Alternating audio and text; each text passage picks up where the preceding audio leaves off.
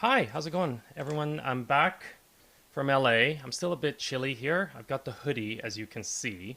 Um, it was great. Got to meet some amazing, amazing people, some coaches that I've known and gotten along with well on social media and just talking. And it was so great to see a lot of people flesh to flesh, face to face. It was so great.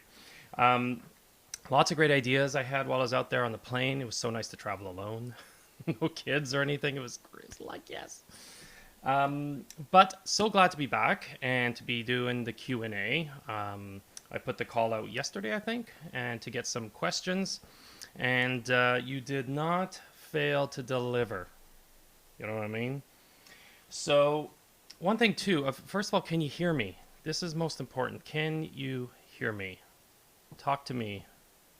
Not LinkedIn. That's another. I've got enough social media platforms. Instagram, Facebook. Can you hear me? Maybe yes. All right. I'll just assume yes. I can hear me. It's most important, right?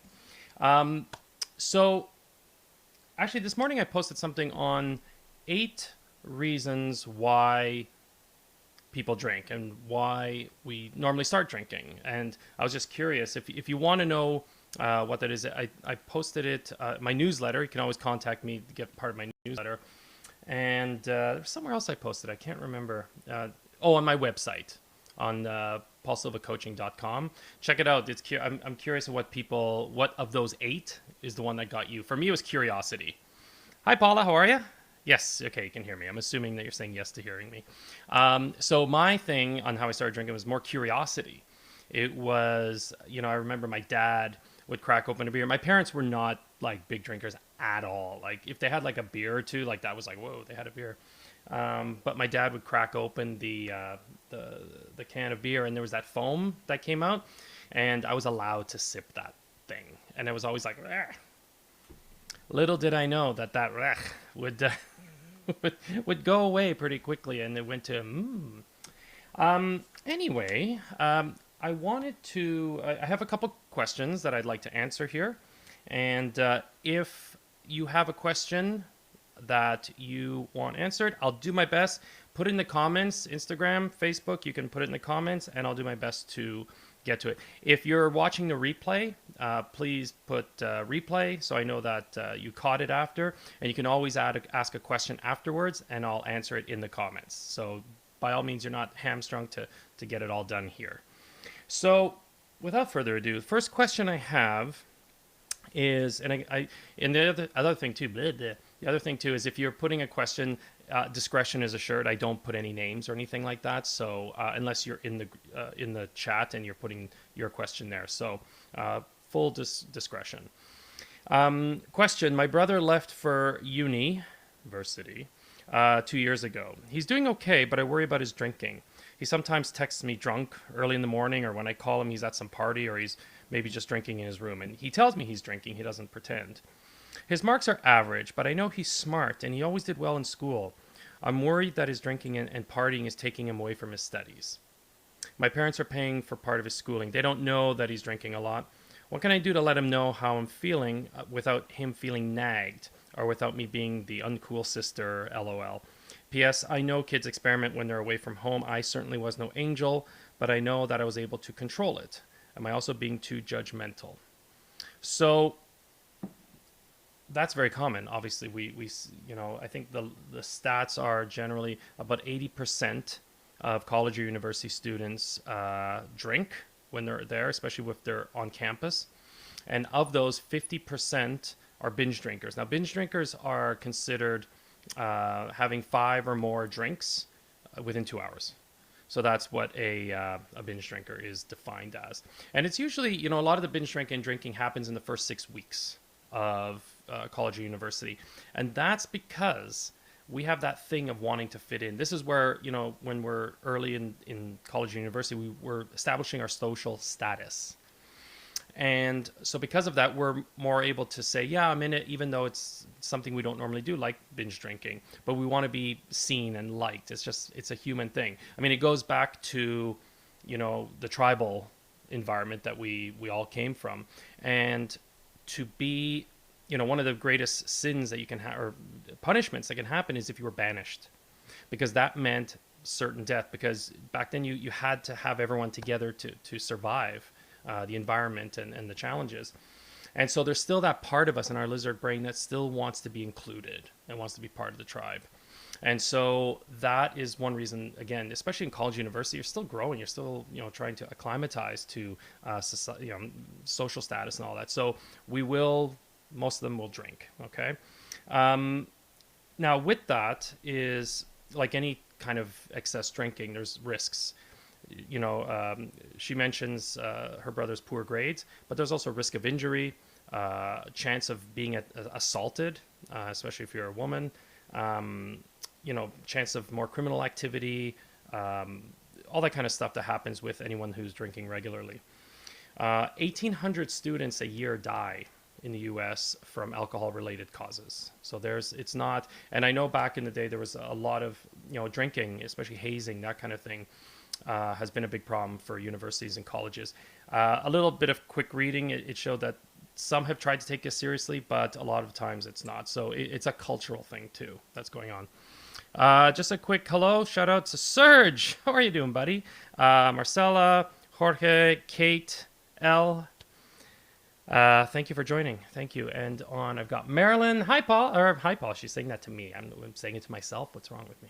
Hi, Marilyn. Todd is here. Emma, thank you for being here, guys. So what I suggest when coming to your brother is how I would suggest talking to anyone who you feel is having a drinking issue. And that is, first of all, come with empathy. Okay, come with love, not with judgment. It's not confrontational. What I would suggest is also talk to the person when they're at a point where they're not stressed, or they're sober, or they're just on a hangover. Hangovers are a good time to get people sometimes because they're still feeling the pain of drinking. So they understand more. That's when we say, oh, I'm not doing this anymore, is when you're hungover, because you're feeling the pain physically, mentally, emotionally. So approach them when they're at that moment.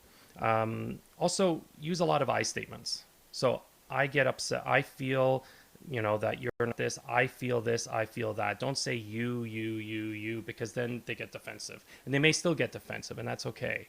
But as long as you're using I statements, that makes a big difference. Ask your brother how he's feeling about the drinking. Maybe he's going along with it because he wants to fit in. Maybe it's not his thing. Maybe he doesn't want to do it. You can ask him just, is this the kind of thing you want to spend your time doing at college or university? Is this how you see yourself going through the next 4 years or however long, living this lifestyle? How tiring is it for you to do that? Sort of those kind of open-ended questions so that you can get a chance of how he's feeling. And also, it's not judging the drinking, but it's coming from a place of concern. Remind him of what he's there for, like what his goal is. Ask him if this kind of lifestyle is going to move him towards that goal. You can also do things like, remind them of like how smart and funny and cool and awesome they are. Without the drink. Just remind him of how you guys are siblings. So remind him of things you guys did together that was really fun, and he was successful in doing these kinds of things without anything with the drinking. And it's really about encouraging him and his growth, again, minus the drinking. And don't take offense if he retaliates. People will get defensive at times, and he may even say like, well, you drank, blah, blah, blah. But this is a perfect time to acknowledge it, yes, but to also give him the lessons that you learn and just say, you know what, I did a lot better, and I felt better about myself, and I did better in my grades and all that when I wasn't hungover or having to spend all my money at the bar or getting, hosed or whatever it is at college or university. So you can even come from that place of experience. So you can turn that around, because he may accuse you of, well, you drank, and say, I did. But this is what I learned, and I'd love for you to avoid the mistakes or pitfalls that I hit. So in the end, you can also say that I'm always here, and you can always talk to me. But this is where you can also put a boundary. You can call me or talk to me when you're sober and or you haven't been drinking. Because that, you don't want to get those texts in the morning, or there's, drunken calls or anything like that. So that's your chance to create a boundary for yourself and to let him know that that's not acceptable. So I hope that answers that. And that can go for anyone who's in any situation with a loved one that is drinking, and we want to approach it and kind of be sensitive to it at the same time. So there's that. Brenda is here, and Mari is here, or Mary. I hope I feel so bad when I butcher someone's name. And Christiane is here. Hello. Thank you for being here. Okay, so the second question I have is they say, hi, Paul. I'm early in recovery, 3 weeks actually. Congrats. That's awesome. And the one thing a lot of people mention to me is doing meditation. And I know you talk a lot about it too. And I have a hard time sitting still for even 1 minute. Sounds like my kids, let alone more. Why do people suggest meditation all the time? And is there something I can do instead to get the same effect? Okay, so before I get into that, Brenda makes a comment. She goes, this made it worse with my son because then he felt like a failure. He needed to figure it out himself. Yeah, sorry, just jumping back on the last thing. They will feel. We can't we can't police how they're going to feel or respond to what we're talking about. But just being there and supportive and reminding them that we all struggled with this, or many of us struggle with this, that they're not a failure. The failure is in repeating the same thing over and over, but it's not a failure in trying to better themselves. So I just wanted to acknowledge that. Meditation. So I was the same. I couldn't sit still for more than like 30 seconds before I was like, okay, I've got to, because I was uncomfortable in my own skin. That's part of the reason. So that is common, especially for people who haven't meditated before, and especially if you're in recovery or you've stopped drinking. That is very common. So a lot of people are going to say, yeah, meditate, but they don't tell you why. They just say do it. And so maybe getting some clarity around why it's important, that's another thing. But it helps with so many things. We can talk about meditation forever. And just in this narrow scope of recovery, it does make a big difference. And it took me time to get the practice, because it's a practice. It's like yoga, right? You don't do yoga, you practice yoga. And meditation is the same in many ways. So it takes time to build. So many of the benefits of yoga, especially at this point in your healing journey, is that it helps with stress reduction, especially when we've stopped doing something habitual like that, like drinking. It can help with the stress. And so just being sitting focused, just kind of inward, just breathing, and really breathing into our heart center and breathing in there. It can help with the stress, because now we're starting to take away the noise of the day. Another one is along the same lines as focus. Sometimes we have a mantra, which is a few words that are said. Sometimes it's music, certain music. Sometimes people light a candle and they use that as a focus, so they'll have their eyes half closed. So that's focus. So really it's just, again, centering. And because a lot of us, when we were out there or you were drinking a lot, you're scatterbrained. And this really helps to stay focused and centered. Another one along with that, and these all kind of tie in. It's kind of hard to pull these out. Emotional stability. And again, especially if you are in early recovery, it's an emotional roller coaster. It's crazy. It's like 1 minute you want to hug everyone, next minute you want to stab them. So it's kind of, this helps to kind of regulate your emotions. It's also about reprogramming the monkey mind. We've all got the monkey mind, drinking or not. But when you were drinking or any sort of self-destructive habit, you've wired your brain a certain way. And meditation is a way to kind of slowly unravel that a little bit, and to really kind of reprogram how we think, why we think, and just staying in the present. Because especially if you're out there, you're anywhere but the present, except for like, where's my next drink. Also, speaking of abuse, we've put our bodies through a lot of abuse when we've been drinking for long. So this is another way to honor your body and to be in touch with your body, even just with the breath and just feeling it, is all about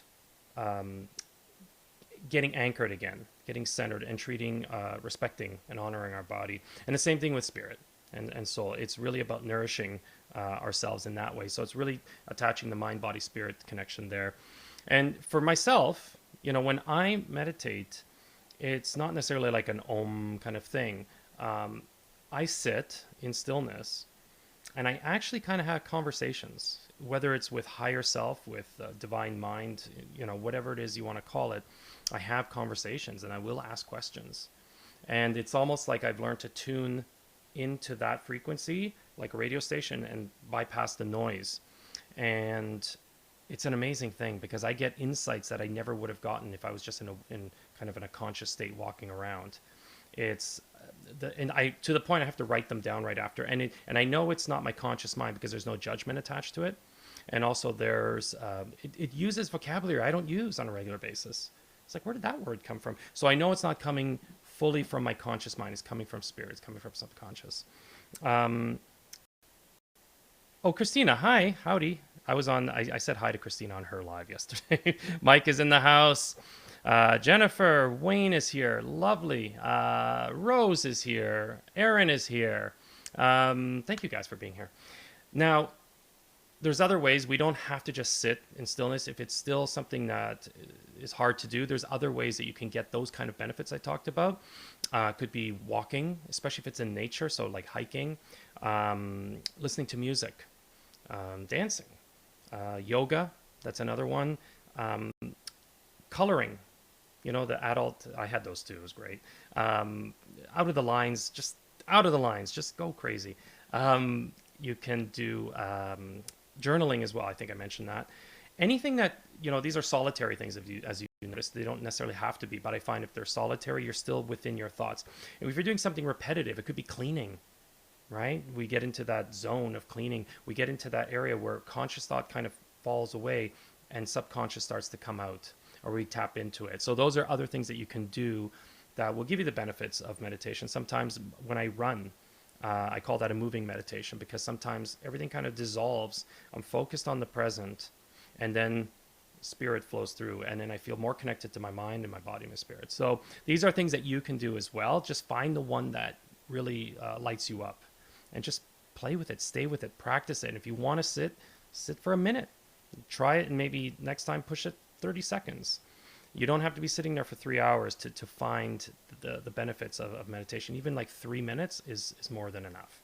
So I hope that helps. I don't know if anyone has any comments or questions on that.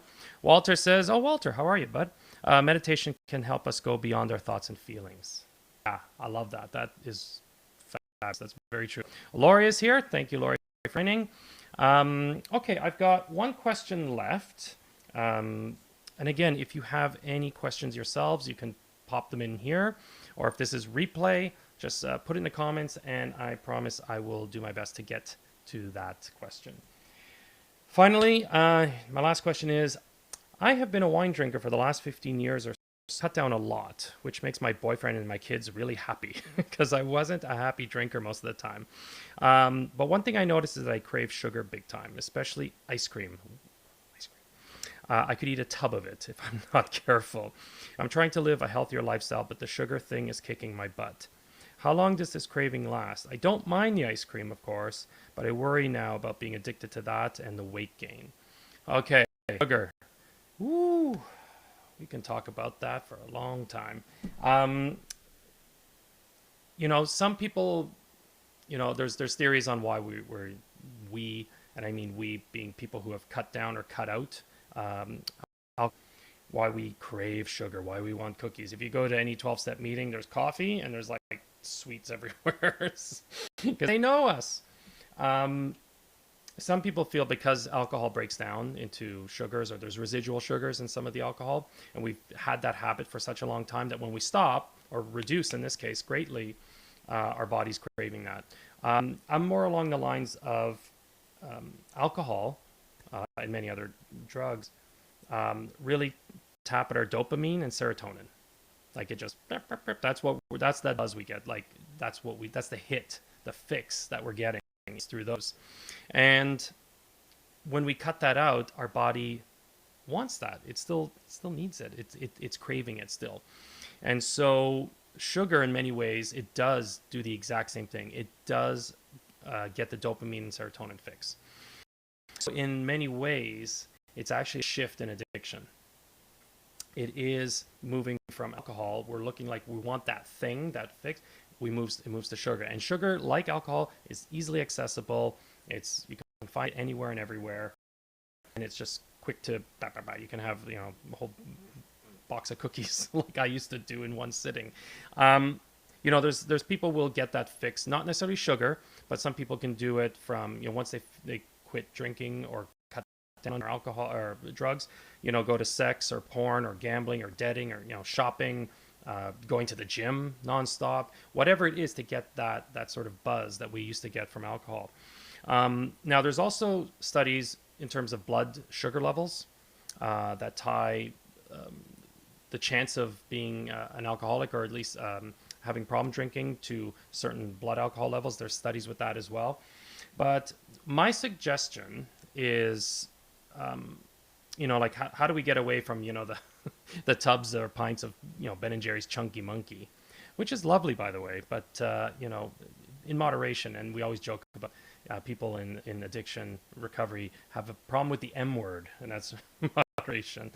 So a few things. A lot of this is what I'm going to be suggesting is dietary mostly, and that's what I found has worked for me, because I struggled majorly with sugar after I stopped. I'm talking years of battling sugar. I would go, and I demonstrated at first the same things I did when I was drinking. I was hiding stuff. I was hiding wrappers, like shoving stuff. I had stashes everywhere. And I was exhibiting the same behavior as I was with, instead of bottles of booze, it was like, root beer and, Reese's peanut butter cups and all that stuff. So it was the same thinking, the same mechanism, except it was just a different vehicle. And I would go, months without sugar, and then go back and eventually get back to where I was before, and then stop down again. It's only in the last year maybe, and I'm coming up to 9 years sober, that I've been able to kind of have it on an even keel. I still have my days, but it is, so understand this, for some people it lasts longer like me, and some people it cuts down, but definitely dietary things. So that is, making sure that you're having a nice full breakfast. It's about eating regularly, not starving yourself. So every 4 hours having a proper meal, snacks in between, like almonds or something filling, something with especially more protein based rather than carb based. It could be watching your coffee, which, for a guy like me, that's a tall order. I got my fix. But watching caffeine, because caffeine can disrupt your blood sugar levels. So maybe having one or two, which was hard even for me when I stopped drinking. I was having 10 or 12 coffees a day for 6 months straight. So even that's a tall order, I get it. But just really watching that, getting good sleep. Sleep fixes a lot of things. That balances out, hormone levels and blood sugar levels, all that kind of stuff. What it's like when you've been up late, you're craving food. It just messes you up that way. So there's that. Good breakfast I talked about. Healthy fats, having that in your diet as well. And it sounds simple, but also eliminating sugar. Duh. But it can start with like something as simple as if you drink pop or soda, as you guys say in most of the states. So, but even cutting a lot of that, let's say just cutting that out first and foremost, that can make a big difference. And then starting to pick more places where you can want to cut. Now, if you really have to, you can go on a no sugar. And I've done it many times, and it is doable. The first couple days you're craving, but then after that, it's actually quite easy. It's actually easy to stay. That's why I'd go for months. But it was always that first bite of a chocolate chip cookie that got me. Damn those cookies. So it's really about, creating a new habit. And so instead of grabbing for the cookies, is it fruit? I know it's not the same. I know, but it is creating a new mental habit, a new habit. So all of those should help with reducing chunky monkey cravings, but it will take some time. But it is, if you're really dedicated and make a committed decision to do that, it's very, very doable. And you'll notice you'll feel a lot better, less bloated. You'll probably lose some weight, release some weight, and you just feel a lot better. So, just be gentle with yourself. Your body has gone through a lot, and you're doing it. A great book, it's called Food Junkies. I don't know if you can see that. Food Junkies. Vera Tarman, she was actually, and this is a great book, it talks about food addiction, but it also has a section on sugar, and especially if you've come off of alcohol or drugs. It's called Food Junkies. And she was actually the doctor, the physician on staff at my treatment center. So she was the one to be asking for the urine samples. Clear, baby, clear always. But it's a great book if you want to pick that up on food addiction, but also talks about sugar and stuff like that. So that's all the questions I have, guys. I don't know if there's anything here. Oh, Brianne is here. Hi, Brianne. Jennifer said that's what running does for her too, about the moving meditation. Thanks for the live, Paul. My pleasure. Sue is here. Ali is here. Okay, guys. Well, I'm going to give another 10 seconds. I know there's a delay on Facebook for comments and stuff. Any last minute questions? If not, I think we're good, y'all. Thank you for being here. And again, just drop any questions. You have any, if you know, you don't have to wait for these Q&As. You can drop me a line anytime. And if there is something about all this that kind of hits you, or there's something about drinking, it touches you, there's something you feel like there is an issue with you, if you want to cut down or cut out for good or for now, drop me a line. This is what I do, this is what I talk, this is what I help people do with. And if there's someone that you're concerned about, you can drop me a line as well, and we can figure out what we can do for them. But if there's anything along those lines, talk to me, and we can even get on a call and figure out how a way I can help you. Okay, guys, so it was a pleasure having you as usual. Thank you. And we will see you next week. I'm going to do this next week, every week now. I'm going to try to get this Q&A done, because just so much information out there, and I love to share this with you. Okay, guys, take care. Have a great one.